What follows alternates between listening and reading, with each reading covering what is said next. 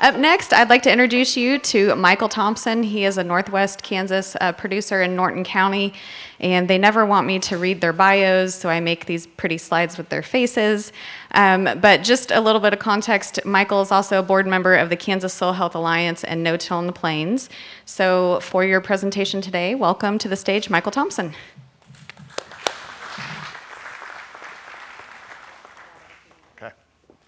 All right, thanks, Jess.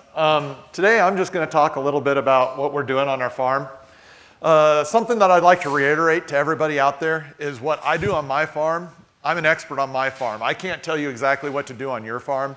I can share what I'm doing, and some of these principles of stewardship or soil care will carry over to your own farm. I'd like to start off, if you currently are doing anything like cover crops, no-till, rotational grazing, things to rejuvenate or regenerate the soil, could you please stand at this time? Don't be shy, I know there's several of you out there. Okay, if you're sitting, I'm not trying to single anybody out, but if you're sitting, seek these people that are standing, ask them questions, talk with one another at dinner, over your break sessions. I know I've got a wealth of knowledge from people by just talking and coming to conferences and talking to those people. So seek them out, look around, find a friendly face, and just start talking. You get a lot of good ideas. So that's what it's all about. We're all trying to figure this out, you know, and trying to restore the soil resource. So basically a little about us. I farm in partnership with my father, Richard, and my brother, Brian. My brother, Brian, also happens to be a CPA, so that helps me a lot. If you have anything that you can do on the farm or ranch, I'd say you need a good CPA to help you along the way. We farm in Norton County, Kansas, and Furnace County, Nebraska. Those are denoted by those red counties on the map. We're four counties in from Colorado is where we're at. We're silt loam and clay loam soils. We've got about 4 soil types on our farm, so we're not very diverse soil types, so that helps us a little bit when we're managing. We are very rolling topography. About our flattest field is about a 3% slope and up to 20% slope, so we've got really rolling hills. So that kind of got us into some of this, and we'll talk about that in a minute. I think this is an important thing to start out with. We all have a comfort zone where we feel safe and in control. And for that, most of us, that's probably, we grew up around tillage. We grew up knowing that tillage was always there to go back to. You know, if we made a mistake, we could go back and till and kind of set it back to ground zero and start anew. A lot of times why we keep going back to that comfort zone is because we enter into that orange fear zone. And the fear zone is where we lack the self-confidence to make good decisions. You know, we'll find excuses.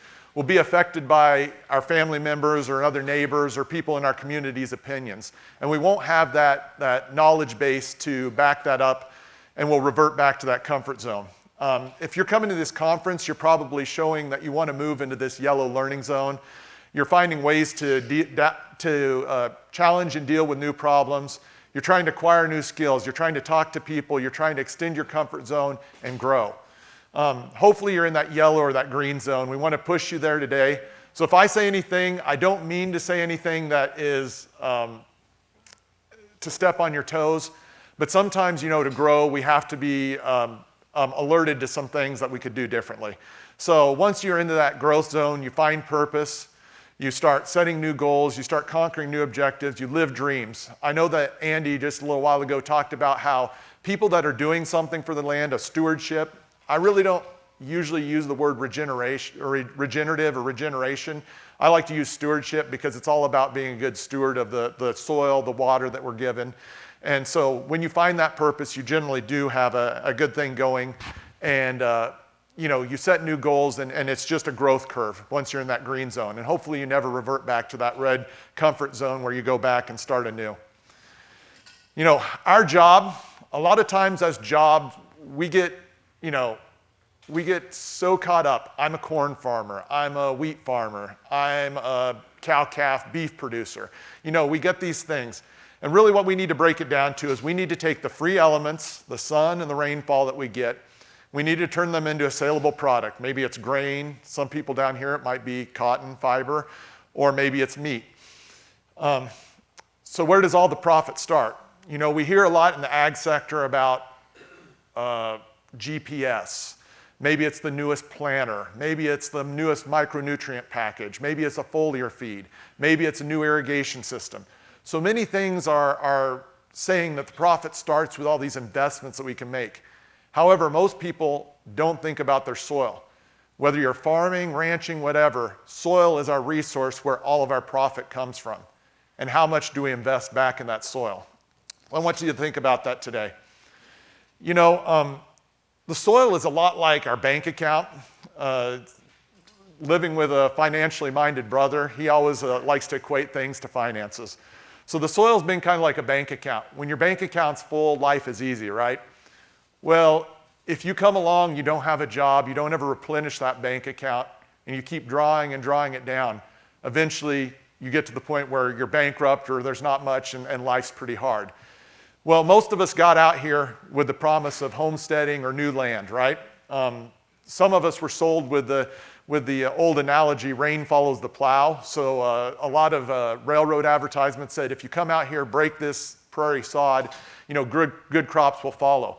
If you look at this picture, you actually see that this plow isn't pulverizing the soil. There's actually still some aggregates. There's still some, you know, there's still some life in that soil. So this was what a good soil looked like. You know, originally we started with that full bank account. You know, again, crops from a healthy carbon-rich soil were easy to grow. We didn't need a lot of the fertilizers, a lot of the inputs. They had a rich, diverse, nice, rich soil. And this is in Springfield, Colorado, which I don't know if a whole lot of you know where that is, but it's southeast Colorado. And for the first 10 to 15 years they farmed here, they didn't need fertilizer. They had such an abundance of crops and so little rail and so little way of getting it out. A lot of crops rotted in the fields because they had such an abundance. And you go there today and you have a carbon mine soil. I'm not trying to talk bad about anybody's area. This is all the way across the West. We have mined our carbon resource. And once our carbon's gone, our soil's dead. We've got really good at making up without carbon. We've got really good at creating fertilizer programs, pumping water on our ground, doing a lot of things that the natural soil, you know, creating basically a soil, propping it up. We have carbon mined soil. No-till doesn't fix everything. This is a no-till field. We still have infiltration problems. This is an irrigated field that's disc-ripped. Infiltration problems and huge erosion problems. This is no-tilled soybean stubble. If we don't have a lot of cover when the winds come up, it's still, you know. Summer fallow. You know, we've got a broken water cycle. Our water sits in the terrace channels. It's not infiltrating. It's just, you know, sitting there until it evaporates. Same way, you know, a naked soil, no cover. You know, look at it. It's easy, prone to blowing. This has been kind of a new thing in our area. We have what I'd say a pandemic of taking pasture land and breaking it out. Most of what we have left is, we're farming some pretty rolling stuff, and the stuff that was left was really rolling. And now with no-till, everybody thinks we can break everything up. This is about 7 years into cropping sequence. And you can already see, what are we doing to our soil? How long-term is that going to be? Is that being a good steward of our resources? I'm not talking bad on anybody. It's just the way things are, but we could do better. You know, and most of all, these are carbon mining soils. We've mined the carbon out of them, and we continue to mine. Now, we're going to talk a little bit about carbon. We've heard a lot about carbon, some of the science behind it, and this is the farmer's perspective. Life on Earth wouldn't be possible without carbon. We're carbon-based life forms, so everything needs that carbon.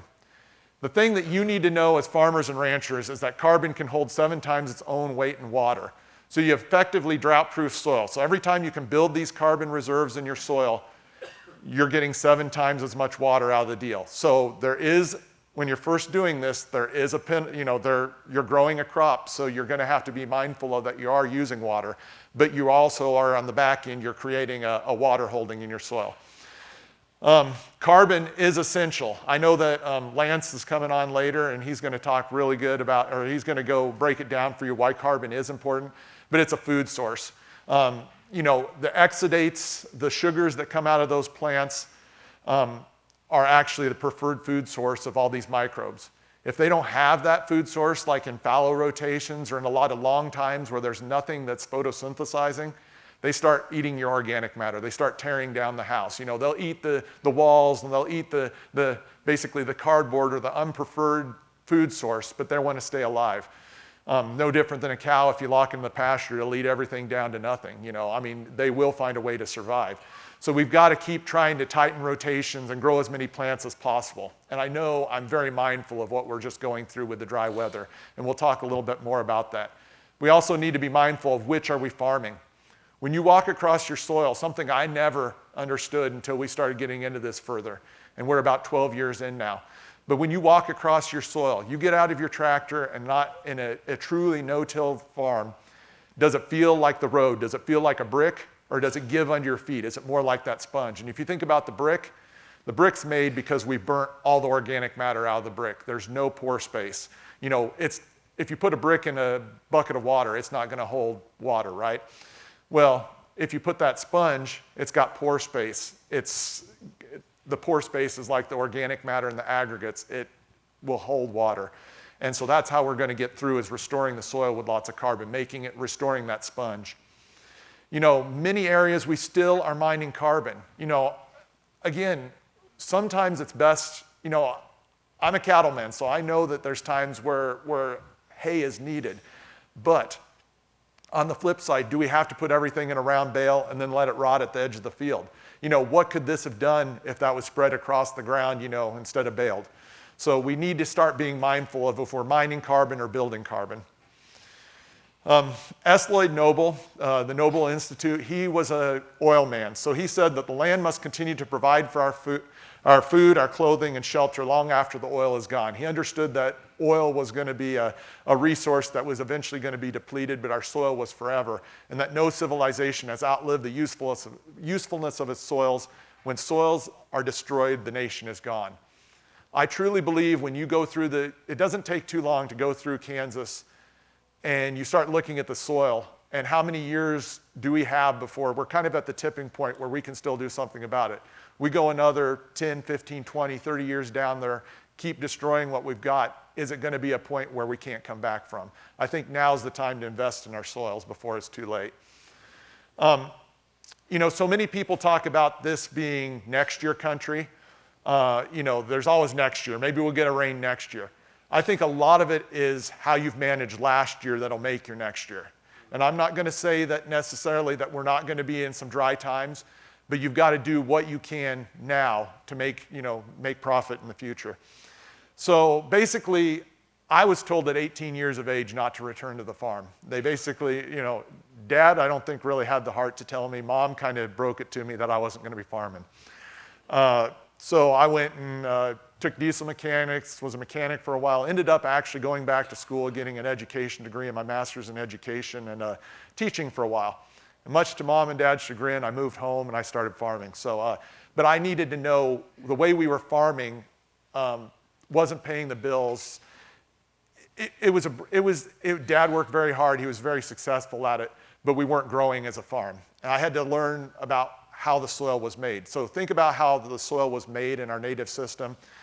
It had a lot of cover year-round. In a prairie ecosystem, it's got a lot of cover, a lot of ground cover. It's got a living root as much of the year, and same way on our ag ground, we need to keep that living root as much as we can. I know that there's moisture considerations to be told, but we need that living root as much as possible to alleviate compactions, to try to fix the soil. And I believe that we truly need some grazing integrated on a lot of it, and managed grazing, not just let the cows out over 160 or 320 acres. You need to subdivide, do some managed grazing. We need to help rebuild the soil resiliency. This is why we started. This is a field in our area. I mean, this is very typical. You see, it's pretty rolling. This is why we got into no-till. We were farming side hills that were down into almost parent material. I mean, we lost most of our horizons of soil from years of disking, and before me, my dad and grandpa did a lot of plowing. I even did a little plowing early on. So I do know what tillage is like. I've been there, done that, and it wasn't working for us, is why we adopted no-till. Basically, when I returned to the farm in 2000, and when I bought my ground and started farming in 2000, as well as teaching, I got the no-till drill and the sprayer that we needed to make the conversion to no-till. No-till wasn't enough. We still saw ditches and erosion because we didn't have infiltration in our soils. We still had a lot of plow pans. So I needed to research what we could do. We got into using cover crops basically as a diverse forage for our beef herd, because the beef herd was something that we could grow, eliminating all of our fallow acres and starting to grow forages on our acres. And so that's how we got into our cover crops. Now, this is probably maybe an explosive, and maybe you'll fight me on this, but you can't conserve or regulate moisture without cover crops, period. You know, think about a regular growing season. We have many more days of hot, windy days than we do of wet, cool, rainy days. So you've got to have that soil cover and try to grow a plant as much as possible, because those plants are actually going to open the soil up. They're going to give you that carbon. They're going to give you more water holding capacity. It's an investment up front, but it's payback in the end. Again, just like the bank account, you're paying yourself back long term. It's not a one-year investment. It's going to be like that new combine or that new tractor you buy. You're going to have to figure it's going to be the next 10, 15 years it's paying over. It's long term. Think about the natural system, how it was managed until we came with the plows and implemented the European system of full tillage. You know, think about our natural system. It had a lot of longer rotation. It had a lot of longer, had a perennial rotation basically. We need to get back to having that soil covered a lot more. If you want to learn most about the whole water cycle, it taught me a lot. Water recovery for the climate. This is a free PDF that you can download. The New Water Paradigm. It's like about an 85-page PDF that talks extensively about the large water cycle and the small water cycle. The small water cycle is basically what we can control as a neighborhood. Get all your neighbors on board, get this state on board. We can start returning some of those rainfalls to the area. The large water cycle is just what comes out of the ocean, but it talks a lot about the water cycle and how we can start to change it a little bit. This is how we start changing soil, rhizosheath. And the rhizosheath, basically what this is, these are roots that are covered with, this is a conglomeration of biology. This is also the sugars that are coming out of that plant. That plant is expending energy through photosynthesis to shove sugars through its roots so that all of this biology is attracted around those roots. As that biology dies, as that biology eats one another, they're cycling free plant available nutrients. Plants aren't stupid. They're not going to give you a lot of energy. They're not going to expend a lot of energy if they're not getting a lunch. They're getting a lunch, but they're giving a lot of sugar to the underground light. So if you dig your roots up and you're starting to see roots that are covered like this, you're starting to get there with a healthier soil. And it takes years, trust me. We can change our soil. This is my own farm, root pit. I would never have noticed this had I not taken my family out and they were asking questions. Why in this no-tilled field, this first picture of this no-tilled field, this is about a 2.8% organic matter field, which isn't too bad in our area. Some are way below 1%. And raised really good corn, really good wheat. You can see it's only got about a 12 to 16 inches of that good dark carbon topsoil there.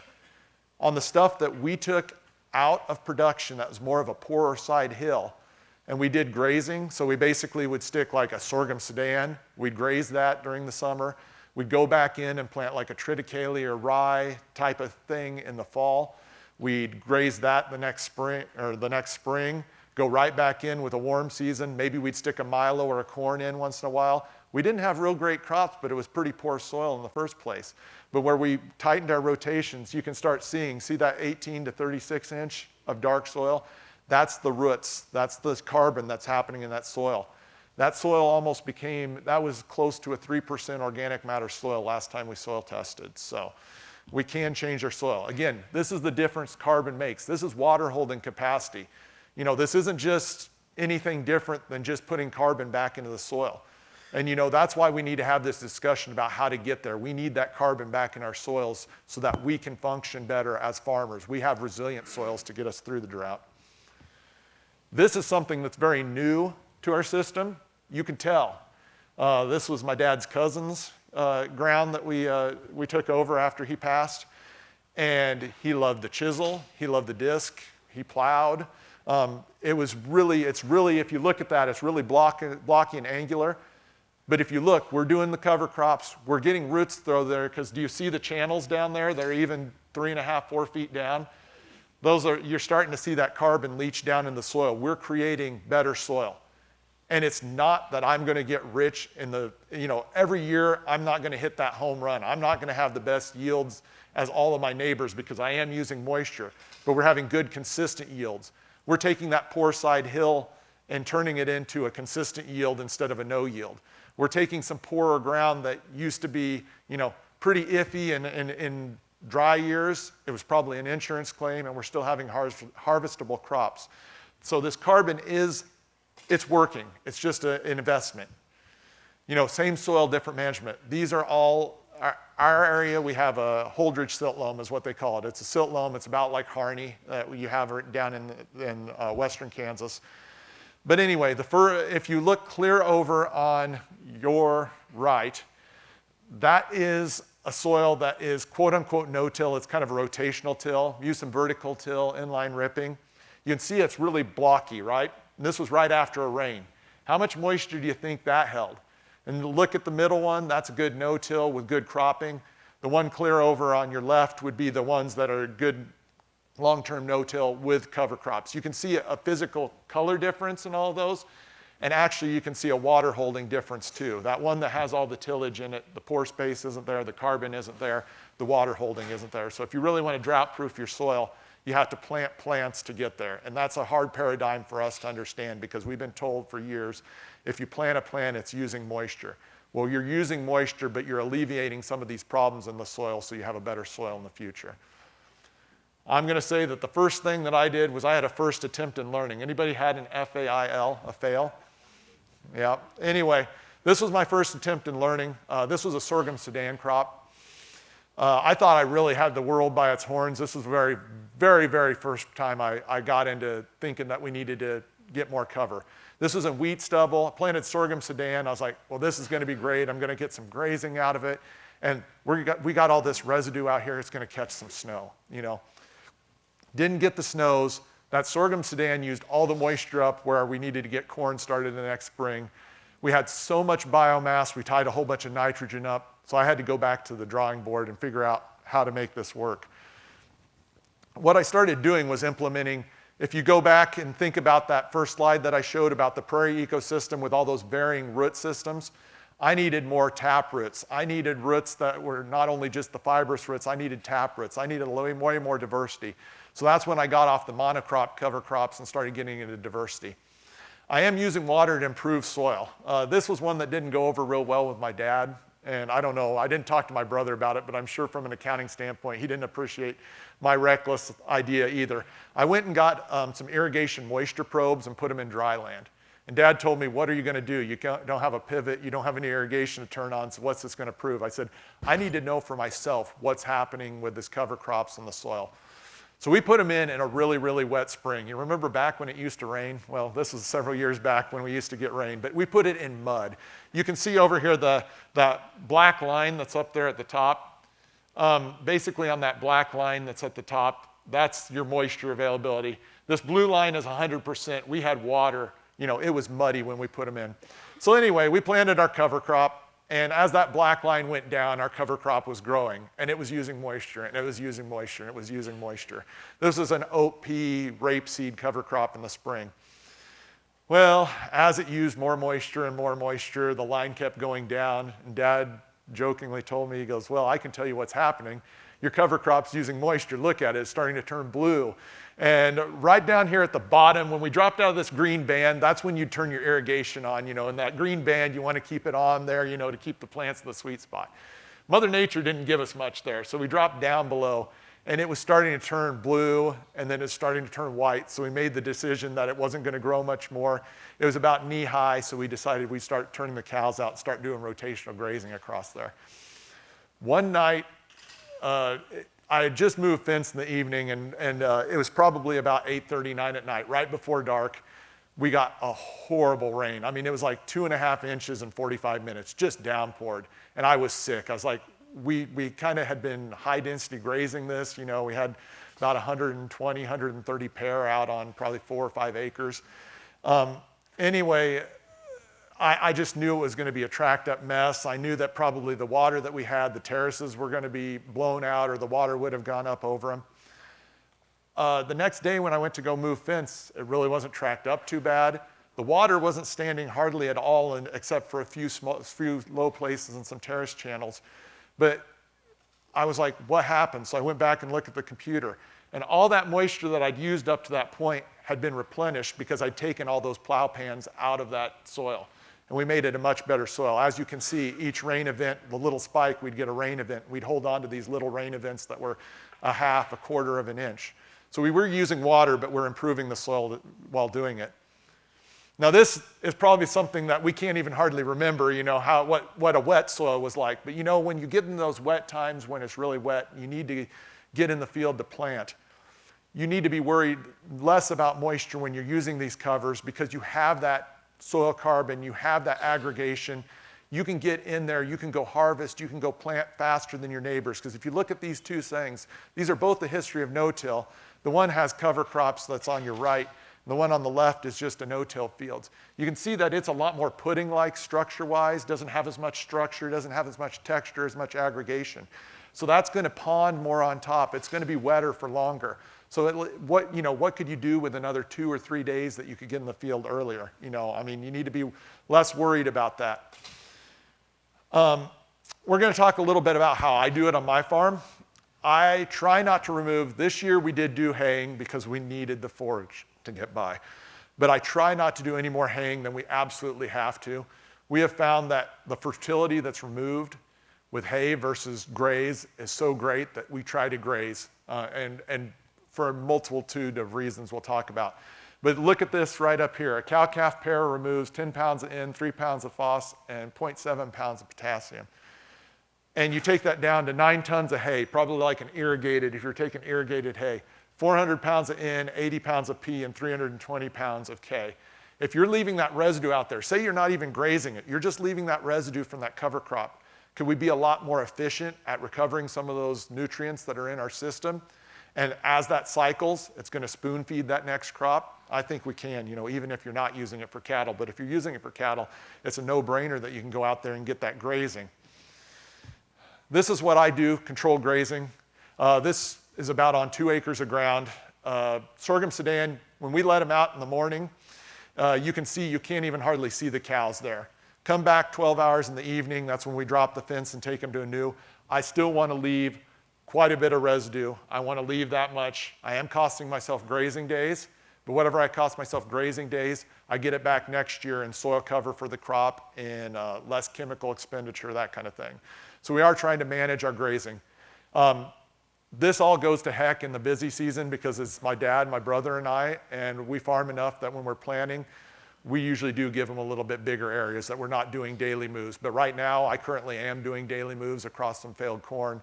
It works really slick. The cattle are, a lot more used to being around people. They're easier to manage.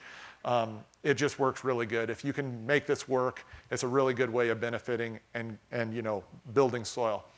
This was several years ago. We got a horrible snow, ice storm, and wind, and it laid a lot of our stuff down. They still ate quite a bit of it, but they ate the best, and then we left the rest. You can see my neighbors thought I was absolutely insane when I turned cows out on this, and I left probably half to 3/4 of it because most people would go out there, swath, and pick it up and try to get what they could out of it. I left this much as an investment in the next year. And I'll show you, this is what we're retaining for residue. The first one's kind of an oat pea crop. The second one is like a sorghum Sudan in the fall, winter, after we're done grazing. And this is what it looks like when we go back to it with planting. We don't run row cleaners.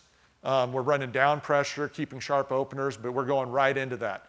And if you're not disturbing much, guess what? Our chemical bill goes down quite a bit. It was a hard sell with my CPA brother. We're going to plant seeds. We're going to use money, to plant this. We're going to dry our soils out. But then once we're into the system, we start seeing the benefits of less chemical. We're seeing the benefits of nutrient cycling.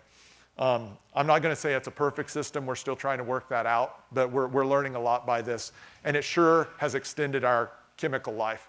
Instead of spraying 7 or 8 times a year or 6 or 4 times a year, we're usually doing one pass, like a one-pass burn down with a post in it, and we won't come back. As soon as this comes off, if we go back into rye or something, we will go a whole entire calendar year without another chemical application because we'll do the grazing the year after. And so, if you're not putting all that chemical on, the weeds aren't used to that chemical, and they're way easier to kill, I'll tell you that. This is the difference between a cover, that simple rye, and across there, that was a cornfield. Tell me, what's going to be sustainable in the long run. It doesn't take much, to keep us from blowing. It's not above. We're creatures of above. We love tall corn. We love thick hay. We love to see the top. It's not about what's on top. We need to start focusing on underground. You need to dig holes. You need to dig your soil. You need to see how hard it is. Find those hard pans. And that's why I'm not telling you about mixes today. And I hate that because people are like, oh, well, I use this mix, 2 pounds of vetch, 40 pounds of rye, and they give you a prescription. Well, that might work great on their farm for their soil, but they may have had a moldboard plow on it, 10 years ago. You might not have had, you might have 60 years of no-till or 30, 40 years of no-till. You never know. Everybody's managed differently. Maybe you broke, something's been broke and it's only been out for 5 or 10 years. It might be much different so every soil's different, but it's not above what's above that counts, it's what's underground. That moisture probe that I showed you, that was this field here. This was the fall after we grazed the oats out. We planted a triticale and a radish, rapeseed type of mix. That doesn't look very impressive, but we kept cows going for another almost 80 days on what's there. And we also, open the soil up with more water holding. If you build it, they'll come. You will start seeing worms. You will start seeing insect life. Something that we're kind of getting into that's maybe a little bit far out there for some people, red wiggler compost worms. This is something that my son wanted livestock.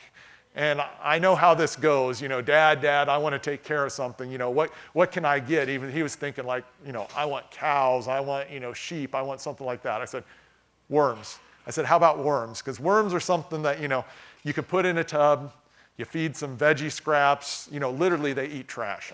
Veggie scraps, cardboard, newspaper, stuff that's left over. They take care of it, manure, old hay. So we got these. He had really good interest for a while. He still has interest when he wants to have interest, but anyway, these are pretty low input. They take a lot of junk. And the thing that what I do with this is you can see it's got kind of a mucusy, if you get down there in the worm bin, you can see kind of the corrugated, what's left of some cardboard and stuff, but they just disintegrate all that. But these worms have this mucusy kind of, it's almost like snot.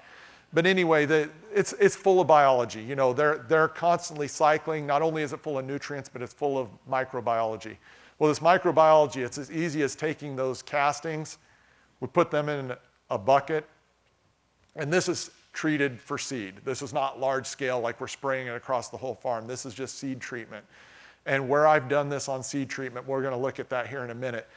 But it's not too hard to treat the seed and get some biology happening. And I really think that no matter what your product is, whatever you're looking at, that a lot of these soils that are wore out, devoid of biology, you're going to need some of these jump starts with something to get some biology started. Just having cover crops might not be the fastest way, that we might need to accelerate it with some of these biologicals.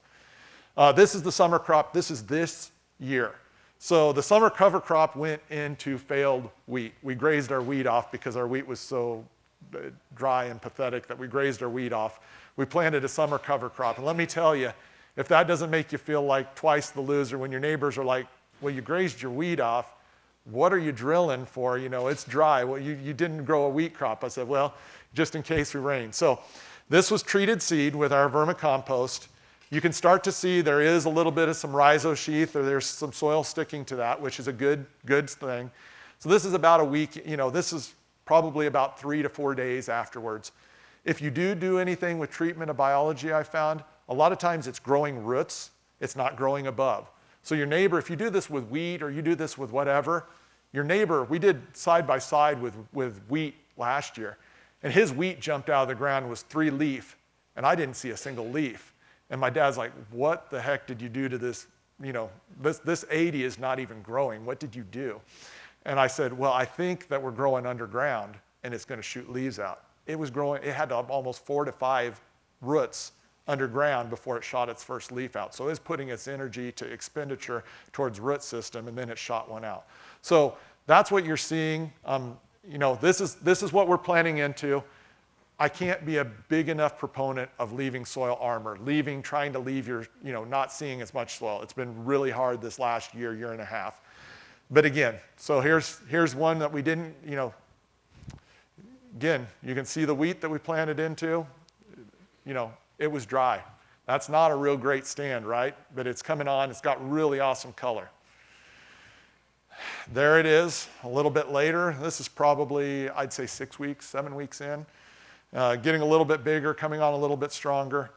This was probably about 2 months in. My son came out with me, and if you can see, that's, for as dry as we were, that's pretty impressive. We were growing sunflowers. We have good wide leaves. Everything had a good color to it, and that's the biology. That's the carbon that are happening.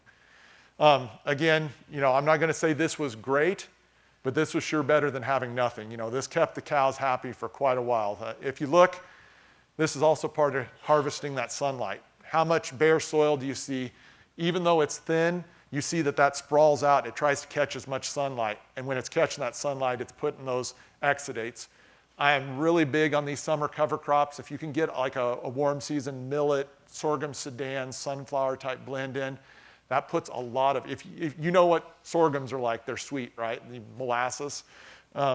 They pump a lot of sugars into your soil. So they're a really good thing to remediate soil with.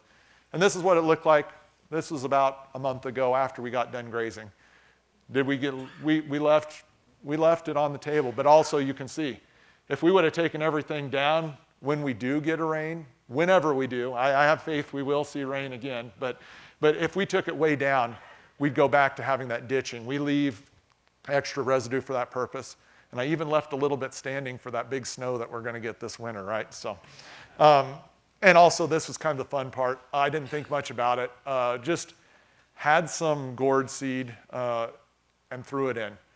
And I was like, this doesn't have a prayer of working, gourds, pumpkins, things like that. We had gourds and pumpkins in there.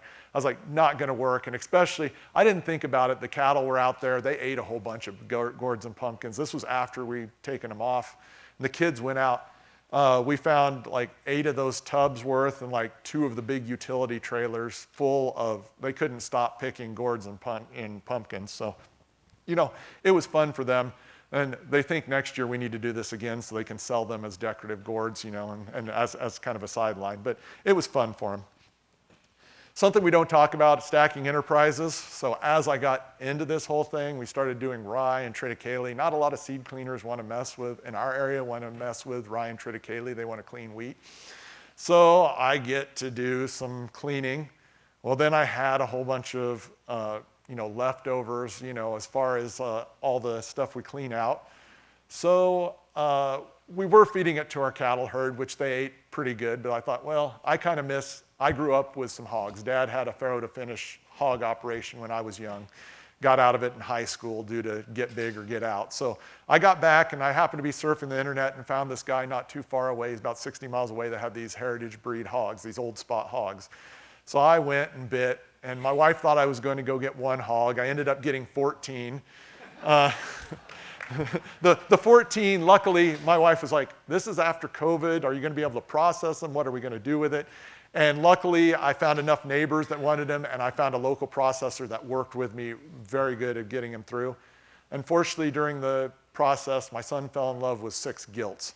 So 6 gilts became 6 sows, so now we are in the hog business. But anyway, it's been something that's good because it costs me nothing. They're out on grass, trash areas where there's maybe like marijuana bottoms, stuff like that, where we need to remediate and get back to, kind of get back to grass. So they've been a good way. They haven't cost me a whole lot of anything. They eat the stuff that we get from cleaning. So you can stack these enterprises and see some income, off not having to take more land. This is what we're going to talk about with the underground biology, what we're doing, the underground help. This is a very, very good farmer, very traditional, high input, high nitrogen, high fertilizer, very good, very successful at what they do. How much biology do you see in there? All those little specks, that is actually biology, but it's dead. This is the no-till cover crops and grazing where on my side of the fence. This is how we grow crops and grow health and grow resilience. It's all these things that are living, dying, breeding. It's a whole little thing. If you ever get a microscope, you could spend hours looking. And this is what it means to me. This was this year, plant health in a drought. You know what plants look like, right? And just for a frame of reference, we were sitting at between, our best field had a little over 10 inches, and our worst field had like 5.5 inches of rainfall this year. So we were sitting at really dry, but you see the soil is armored. You see that we have a healthy plant that's trying to produce. Did we get super great crops? No, but we did have harvestable crops on where we got enough moisture, we had harvestable. I found 5 inches, no matter how hard you try, is not gonna make a harvestable crop. But these are two of our 10-inch rainfall fields. And this was our soybeans. You know, not great. They weren't super. They're nothing I'm gonna get, you know, yield championship status for, but they have plant health. They have that resilience, because nothing you can do can bring that resilience in until you get that carbon, get that microbiology happening. So I'm not going to say that we're doing everything perfect, but we do see little things like this in these severe times. But it's nothing you're going to find driving by. I would not have found these plants driving by the field. If I was, you know, cussed it and went to town and drank coffee, or you know, went and, you know, gave up on it, I walked out there and tried to look and see what was going on. Because sometimes during the drought, during our worst times after a hail, something that's defeating, you need to go out there and see what you see that's going right, you know, and then you can tweak your system for the future. And it's all about increasing soil health. If you dig up your soil and you start seeing this, it looks like kind of like chocolate cake, cottage cheese, you know, you start seeing that aggregation. Water will go down into the soil. That's also going to hold the soil open for these big rain events. When you get bigger rain events, it's not just going to implode and seal off and end up in the ditch or the neighbor's farm pond. It's going to actually infiltrate. And if you get that water infiltrating, then you can use a little bit more to grow cover crops. So the first few years, you might have to terminate your cover crops early because of water use. But once you get more carbon, get more water holding capacity, you can push that system a little bit further. And it's pretty easy to know where you're pushing it too hard, when you push it too hard. But until you get more of a, you know, you've just got to experiment. And don't be afraid to have small failures. You know, failures on 2 to 5 acres, even depends on your scale. Maybe a failure on 1/4 isn't going to kill you. But do it small, learn, and, you know, be active enough that it counts, and learn from it. And this is mostly my whole thing. Why I'm doing this is I don't want to have to look at my son or my twin daughter and son and tell them they can't come back to the farm, there's no place for them. I want them to have a place, whether it be taking care of some, whether it be a hog operation, whether it be, you know, whatever they want to do. Maybe it's seed cleaning. I want them to have multiple avenues that they can, you know, have a spot to return to the farm. We're teaching them young. This is my son Thomas, he's now 8. And from the time he was literally in diapers, we were taking him. In fact, Candy Thomas, our soil health specialist, came to my farm, and I had daddy duty that day. My wife was nursing at the time, and she was gone. And so my son was about 4 weeks old, and I took him out on the mule, and we were out looking at soils. You know, from the time he's been little, he's been there learning. And let me tell you, he probably will know way more than, he probably already knows way more than I do, but he doesn't have any of these things. He doesn't understand tillage because he hasn't been around it. So we talk about, you know, where we're headed with no-till. So his future looks pretty bright. But we've got to teach young, we've got to teach them a respect for the land, because I truly feel like when you get a respect for the land, when you get that stewardship, the rest will follow. You will figure out how to do it. It's more about having that passion inside and being driven to do what's best for your soil. You know, you're leaving a legacy of good soil management. If we leave a better soil than what we found it in, your sons, your daughters, your granddaughters, your grandsons, heck, maybe even the neighbor, if you don't have a direct successor, everybody's going to be in a better place. So, you know, it's about leaving a legacy of good soil management for the future. I was a kindergarten teacher in my former life, you know, then transitioned to full-time farming. But I wouldn't be here today without doing what we've done on our farm. You know, it's made all the world a difference. You know, it's not always about taking on more land. I think it's about doing better for what you've got. And I like this quote. This is from the Lorax.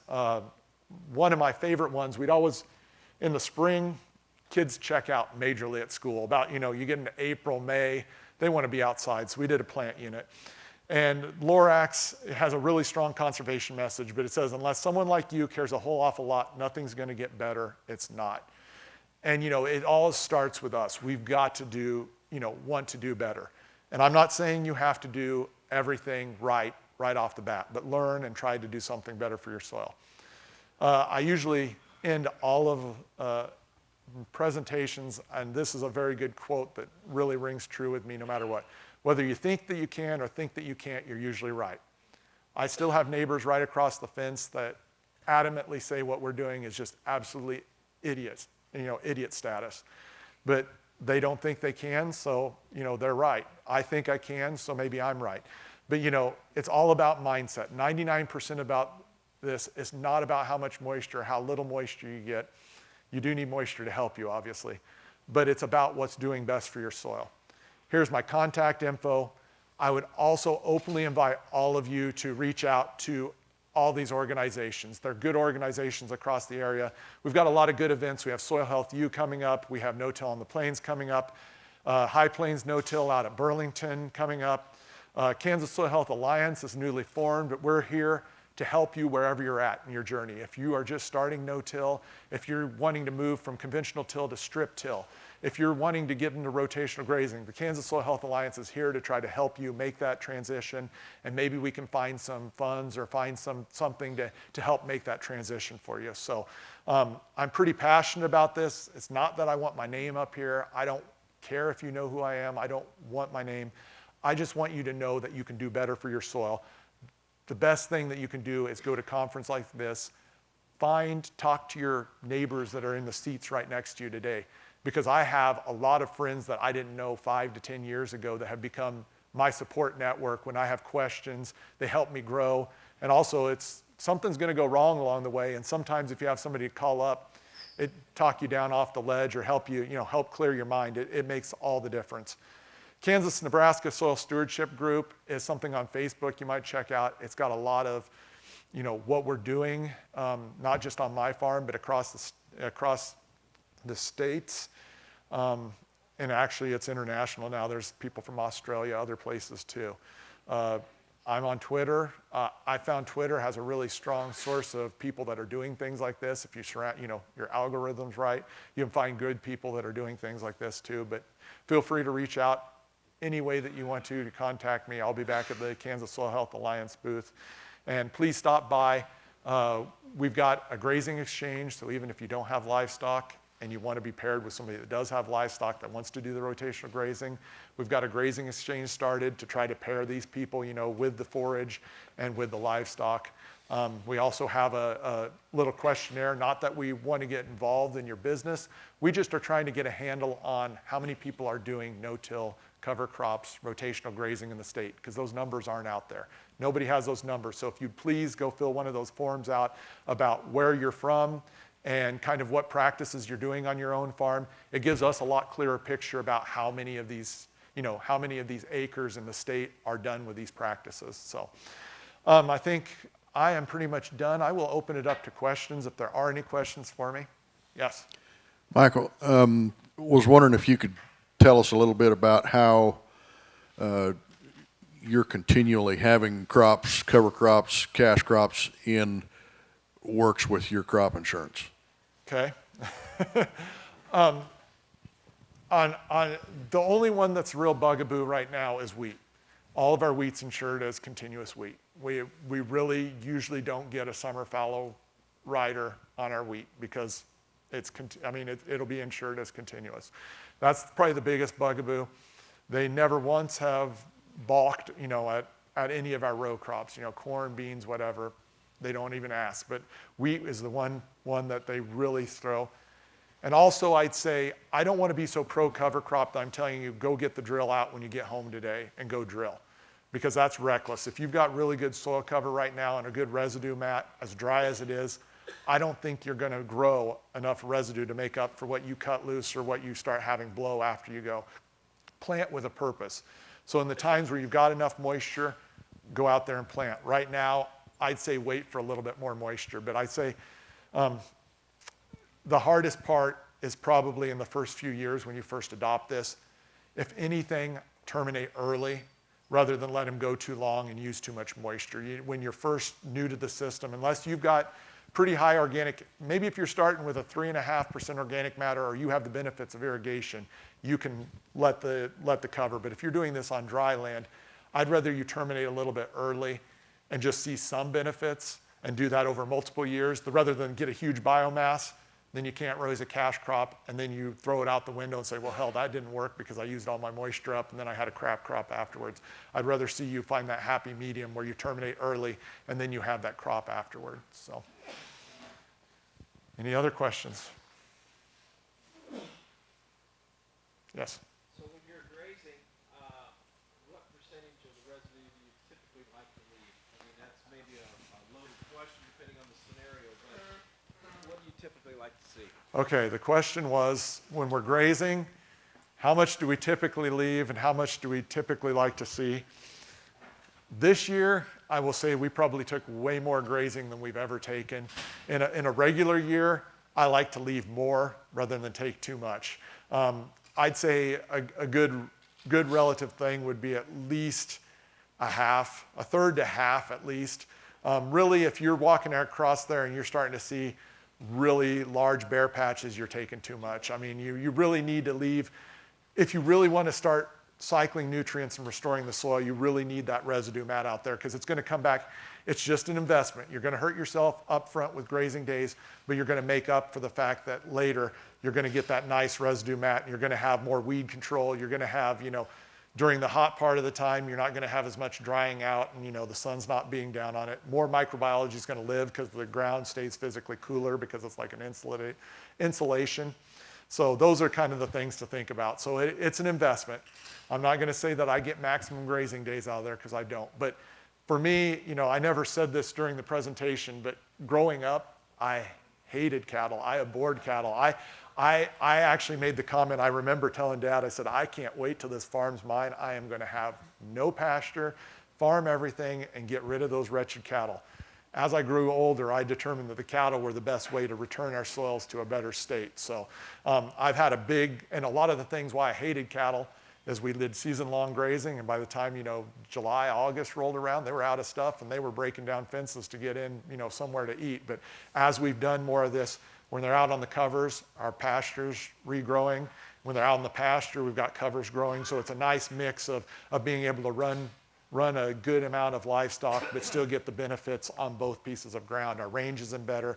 And then when our range isn't better during these drought times, we have more grass to go back over, and then we can go back and grow hopefully more cover crop in the future. So it should have been a mix. And like I said, am I going to say we're the most profitable operation? I'm going to say probably we're not always the most profitable in this year, but if you look at a 5 to 10 year, all I know is that, we have our bills paid. We're not in a mountain of debt. I feel like we're in a pretty good place. I've been able to expand the farm. My brother and I have been, and we both are pretty pro future, whereas you hear a lot of doom and gloom from a lot of other people. So, yes. So I have a mindset question. Clearly, you tell a beautiful story. You're able to look back. Some of us are in the beginning.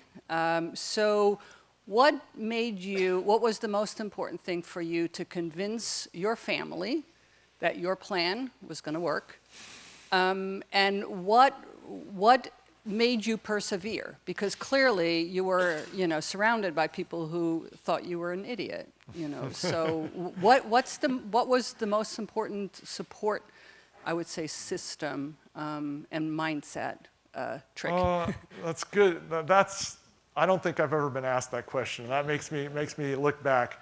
I think the first thing that really drove me to want to do this in the first place, honestly, I went to a few conferences when we were having no-till fail. We were to the point where no-till, Dad was like, we're getting resistant weeds. The ground's still hard. We did a lot of chem fallow. We started getting resistant weeds. The ground was hard. Dad's like, we're going back to at least like minimum tillage.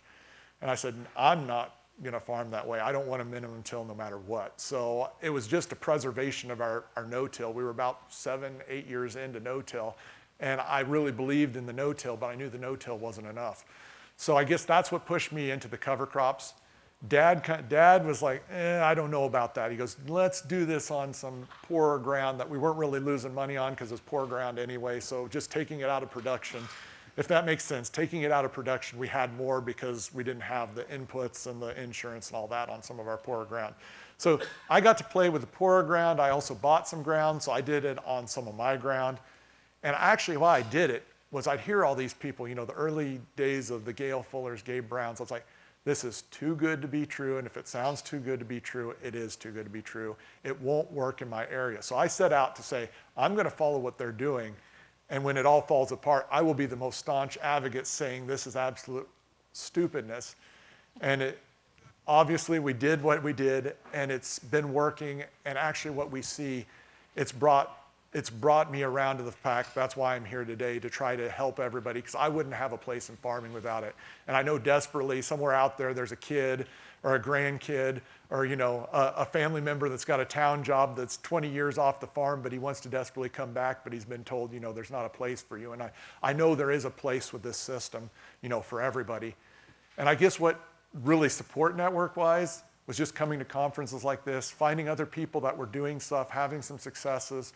And not necessarily my neighbors. It was from a geographic area. I've got a lot of friends from western Kansas, western Oklahoma, western Nebraska, and we'll communicate. Internet's been huge in doing this, to stay connected with being able to call, text, email, Facebook, whatever. You've got that support system. And I'd say what keeps driving us forward is we help one another. Somebody's got an idea, and they're like, oh, well, I never thought of trying that. Why wouldn't that work? And it shaves a lot of our time, our lag time. So if we're all doing something different, we find the things that work. So instead of, 7 people are each doing 7 things, that's 7 years of farming. We've just shaved 7 years off. Same thing, kind of with the cover crops. If we did, a diverse mix, 12-way blend, that's 12 years of monocropping. So, you're accelerating things. We're accelerating time with the support network too. And that's why we're growing, and why I think that you out there as farmers need to be researchers, because the researchers have to go through peer-reviewed process. They have to go, by no fault of their own, but their process is slow. And our process is much faster, because if it's not paying the bills, we're going to find a way to pay our bills and move on, But in research and academia, they have to be slow. It has to be peer reviewed. They have to write papers. They have to do, dissertations. They have to, it's slow. And here on the farm, we can accelerate it. We can learn from one another, and we can move it faster. So I'd say that that's something that has been key, talking to people. And once you go to a few of these conferences, you see a lot of friendly faces. You may not know their names, but as you start seeing them, you ask them how things are going, and they've got ideas, and it pushes you further, you grow. And this is all about it. As farmers, I think we're about growing crops and growing animals, but we hardly ever, we're really stuck in that mindset of, well, if it's not broke, we're not gonna fix it. I think we've just got such a broken soil and a broken system right now. We don't know how broken it is until we start down this and start getting it rejuvenated. And it's a hard sale.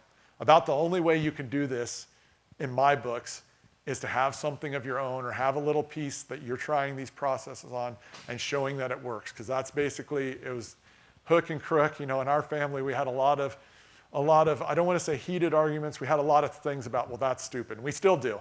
I thank God that I have the dad and brother that I do, because they throttle me back, because probably there's ideas that are so crazy that we'd have issues if I didn't get throttled back once in a while. But it's good. It works. I push. They push me to think about things, and it works. It's a temperance thing, And I'd also say, don't push this so hard. You can do a lot of soil health things that are right for the soil that are going to be financially reckless enough that, you can throw thousands of dollars an acre and have beautiful soil. But if you're broke in 2 years, it doesn't do you any good. You need to chip away at this by littles. Anything you can do littles, and get there. So I guess hopefully that kind of talks a little bit about what we do, but just try to sell it. That's all I got to say, is just try to sell it, try to do it on small acreages, and learn from there. Thank you.